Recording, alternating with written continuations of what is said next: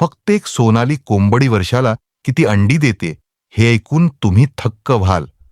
सोनाली कोंबडी ही मांस आणि अंडी दोन्हीसाठी फायदेशीर जात मानली जाते.